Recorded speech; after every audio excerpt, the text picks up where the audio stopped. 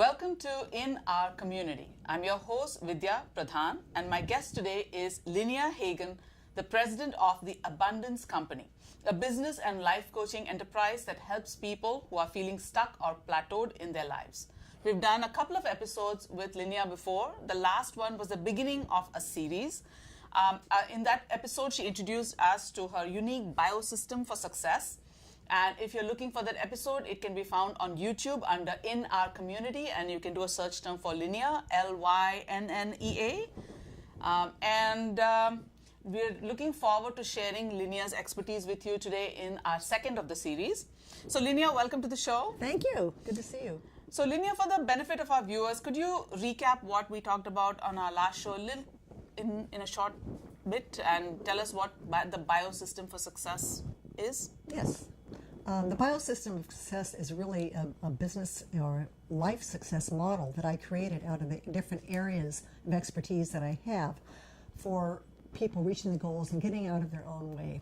It includes leadership, it includes planning and strategies, it includes values that you bring into it, it includes deeper purpose and also the things that can hold you back or bleed you.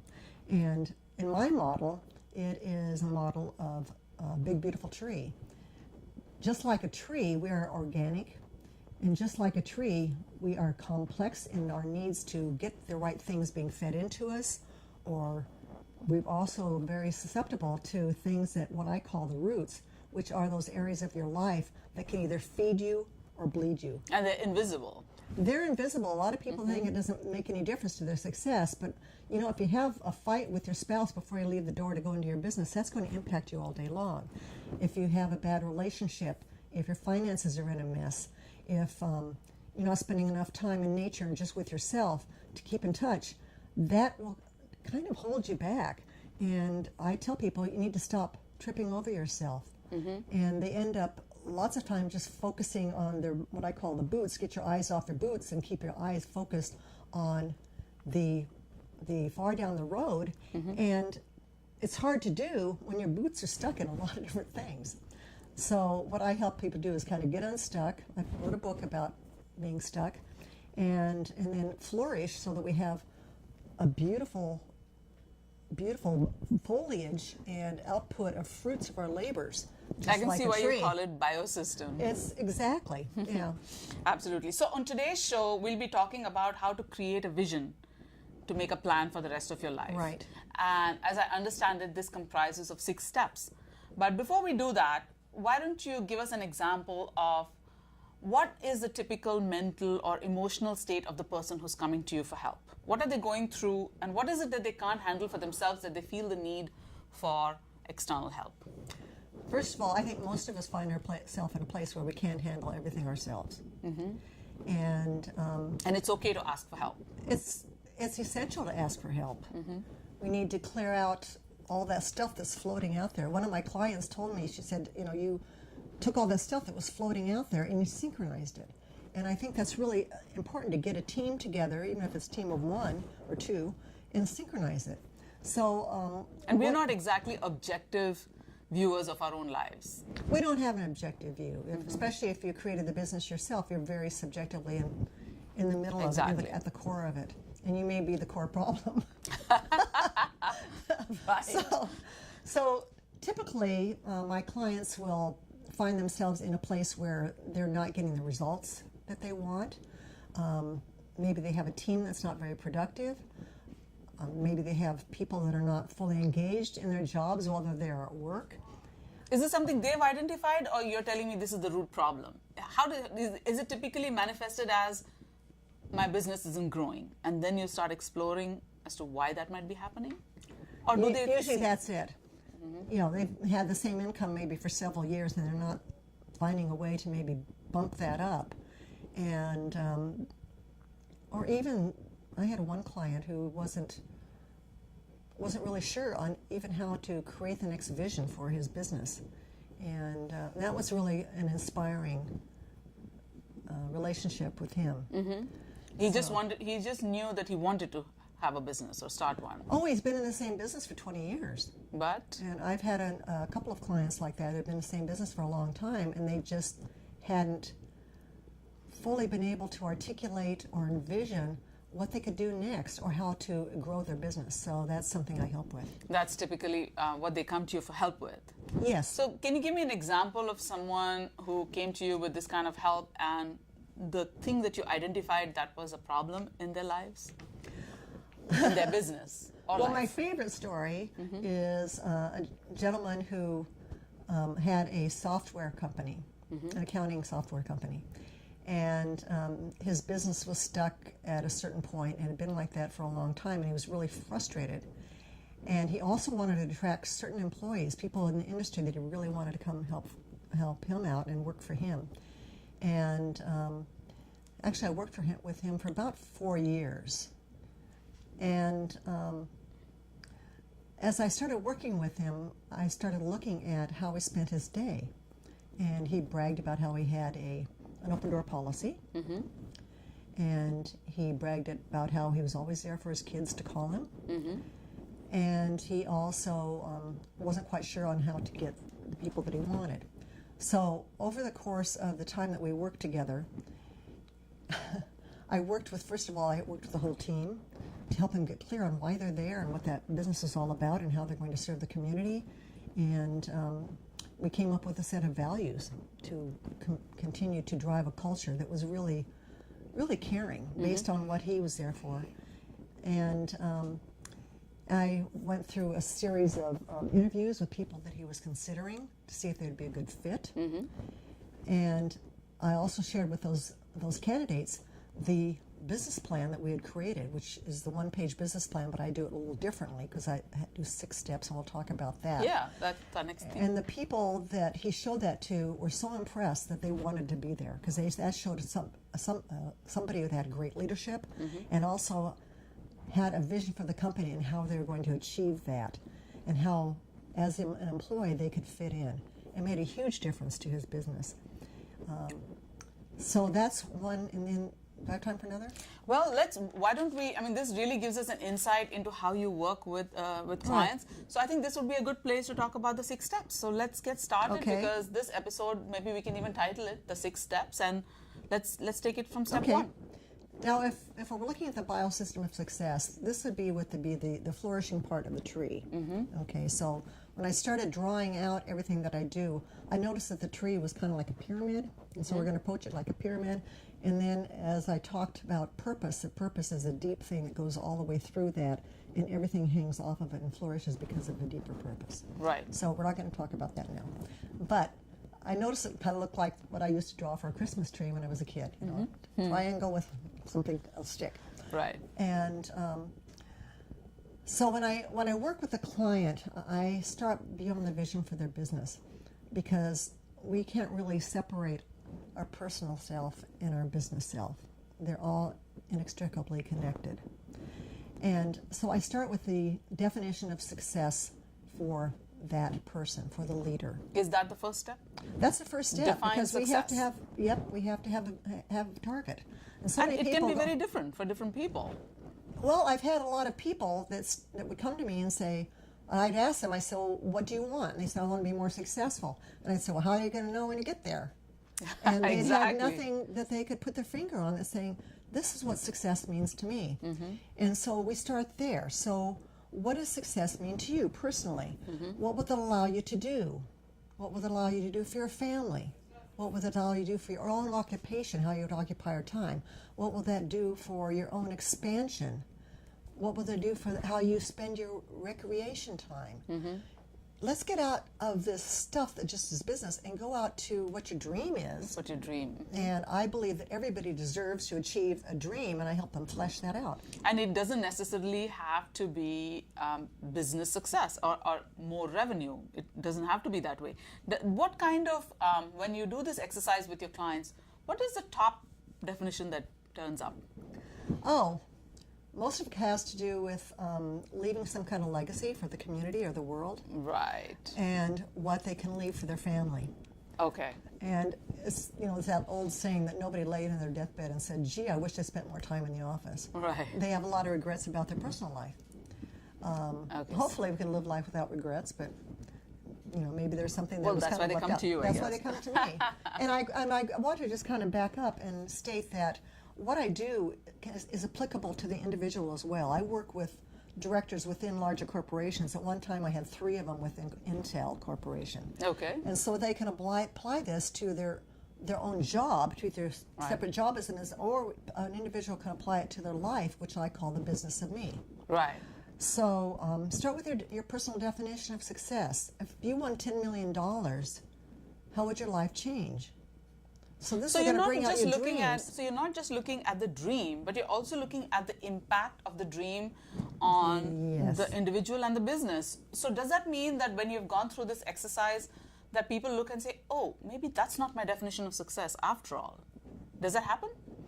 Absolutely. Okay. Yeah. So they just look at it and say, oh, maybe doubling this business isn't my goal after all because of the negative impacts it would have. So at the end of the process, is that what they come out with? A very clear idea of what their definition of success Absolutely, because I have a structured step-by-step methodology to go through. Okay. And I give them a lot of examples. And so what will allow you to do, but also what you no longer have to do. Like, I'd get somebody to do my hair every day. So right. It's that type of thing. Yeah. To kind of dream on that.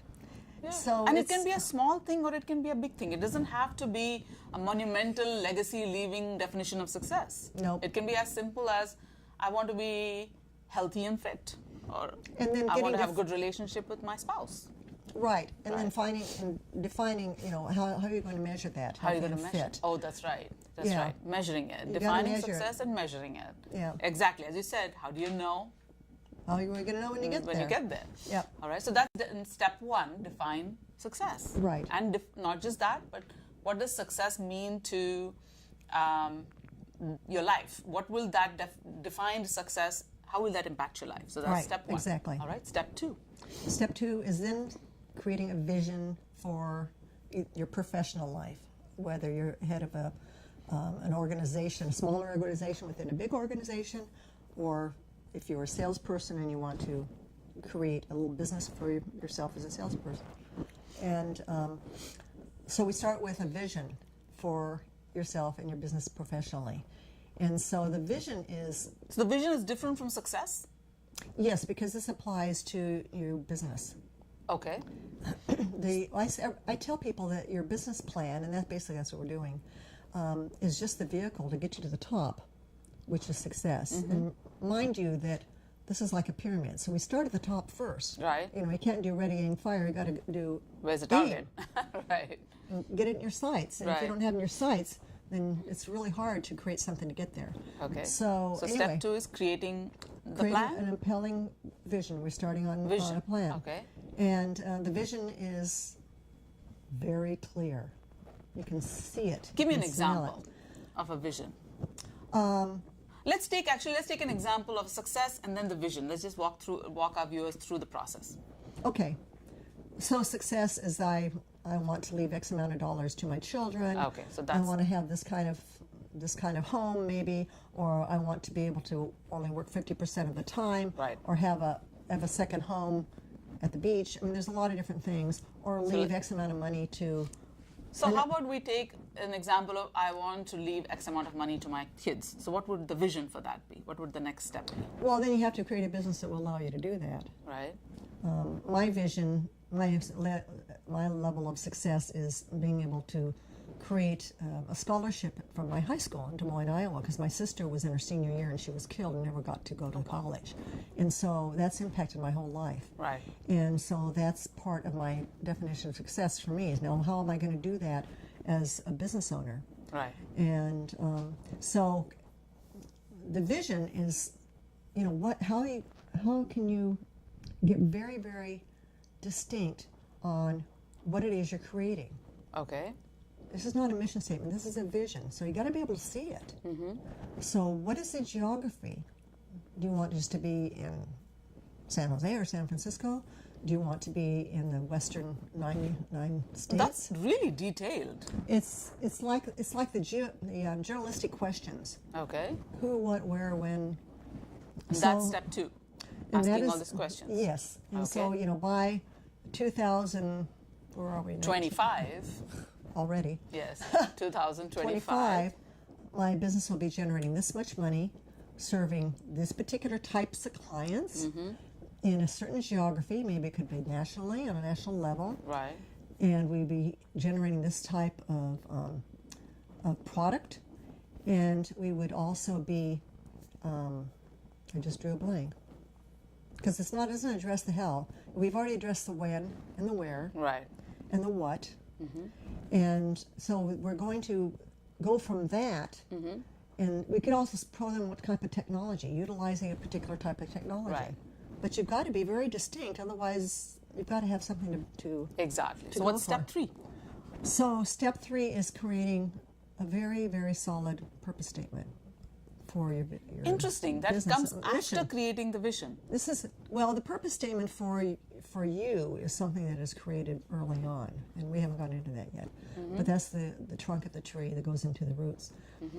But this will be the mission statement. Okay. And a mission statement is something that can be stated in about 8 to 10 words, so that people who work in the business and people who are thinking about coming to you Instantly know.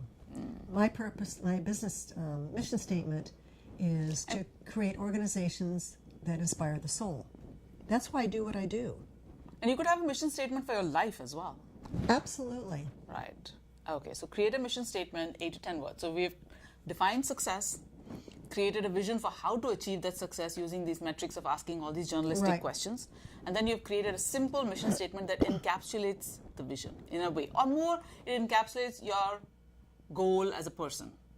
It And as a business. encapsulate, for me, what it means that you've narrowed down the essence of why you started that business in the first place and what you want your end customer to receive from it. From it, So okay. what is the eternal promise that you want to make to the people that you're serving?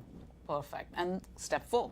Okay, step 4 is, that's when you get into the numbers and start actually creating the pathway to get to where you want to go. I mean, I say that what do? I create clarity and pathways. So that's part of this pathway. So these are the measurables to measure on a very objective level, because there are numbers attached to it, whether or not you're making progress. So in this year, by the end of this year, or by the end of first quarter 2020, I will have, this very, very affirmative, Yes. I will have 15 employees.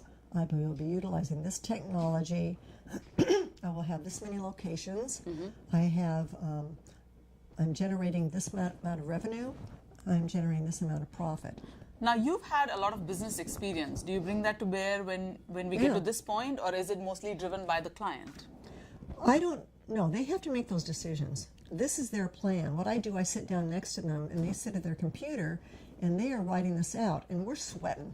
I'm telling you, the first parts are the hardest part, to tell you the truth, because getting all that stuff that's been kind of churning in them and not trying to figure out what is the essence of what they're trying to achieve and what does that mean to them is really the tough part. But they know their business. I don't have to know their business. I've had businesses everywhere from construction to photography, attorneys, CPAs, everything. I don't But you're have to know providing their an business. overview, or at least a devil's advocate. Do you find yourself playing that? Do you find yourself saying, that is actually pretty impractical? Yeah, because You do. some of them now they're excited and want to dream really big. I say, well, I want to be making, have a $500,000 business, and be making, $10 million by this time next year. Yeah, not going to Probably not going to happen. All right, step 5. So that's what we do. We have the measurable Concrete objectives business plan. and the numbers. The With the numbers. date. By this date. So this is something, and I just want to back up a little bit. Sure. Before we proceed. This is something that can fit on one piece of paper, so that when you're laying on the beach in Tahiti, you can get these numbers and you'll see how well your business is doing back home. Okay. So- And does it also have like way stops? Like I will check 3 months from now where I am on this plan, and 6 months from now where I am on this plan. That's How do you, farther down the plan. Okay. Okay. Okay. So step 5. So we have all this stuff of where we're going, and then what we want to grow or have less of. So Right. what do you want more of, or what do you want less of in your business? Right. And the next one is now the broad statements of strategies. What do you have to do continually over time? What are the steps you have to take Exactly. continually over time to do that? So one of the strategies may be to meet regularly with these types of clients. Right. One of the steps may be to set up a call service center. So are these ideas coming from them? Are these Yes. ideas coming from you? No, they're coming from them. So they have it inside them. You're unlocking them. Absolutely.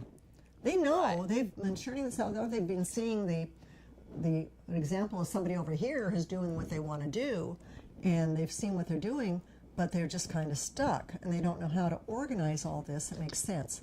So there's a strong element of cheerleading in a way, that you're this person giving them the wind beneath their wings, saying, you can do this. You just have to sit and think through this. Am I getting this right? Absolutely. Well, they can do it. They just don't know how. Right. And You're breaking it down for them. I'm breaking it down for them in bites, Right. nibbles.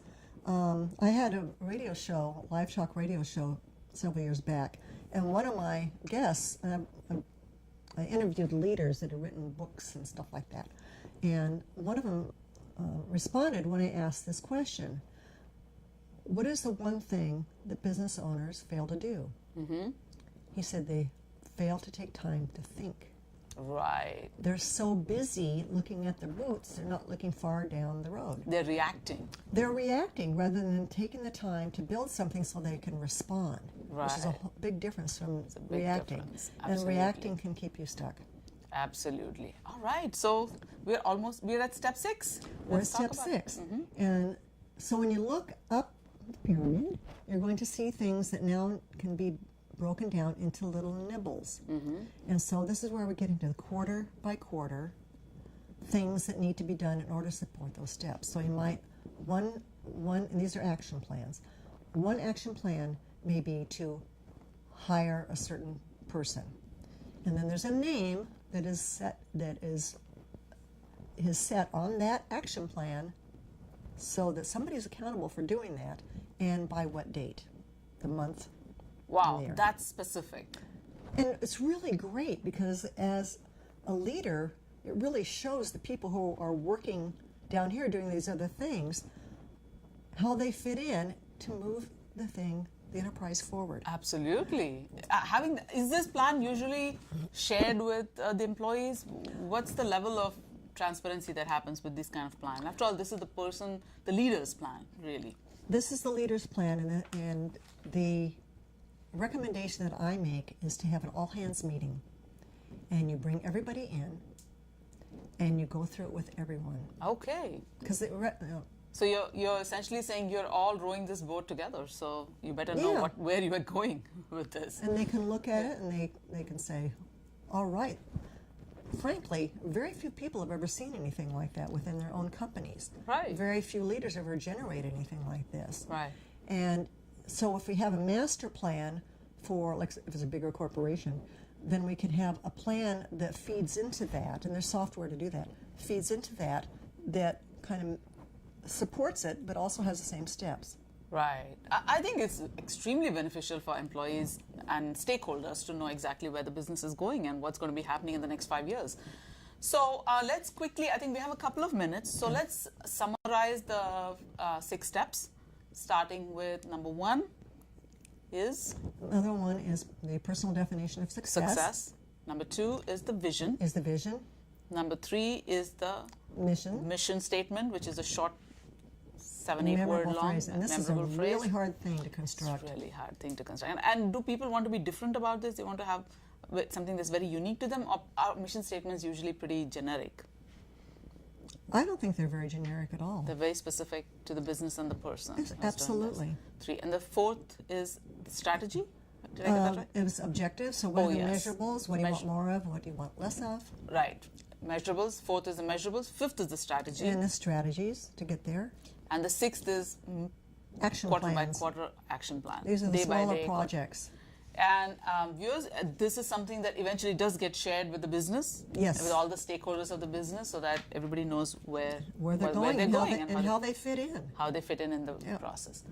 So if you are watching this show and you're thinking, this sounds like me, and I need to get unstuck, how do they get in touch with you? I can be reached via email, and that's Lynnea, Lynnea, at the abundance. Nope, hold on. Lynnea, I changed it.